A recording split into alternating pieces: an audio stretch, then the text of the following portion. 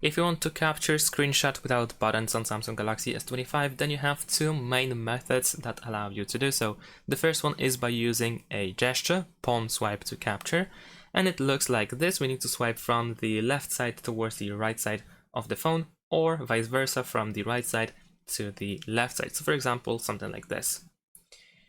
And you can also make sure that this option is enabled by going to Settings, Advanced Features, Motions and the Gestures, and then over here we have palm swipe to capture. So if this option is enabled, then you can do that gesture to take a screenshot. The second method that allows you to take a screenshot without using the buttons shortcut is by going to the quick settings, and then over here in these buttons you can add an option to capture a screenshot, but by default I believe it is not added, so we need to press this pen in the top right corner, go to the edit option, and then over here in available buttons you should be able to find take screenshot, so we can tap on it in order to immediately add it to the list. Of course you can also drag and reposition it. Press done in the top right corner twice.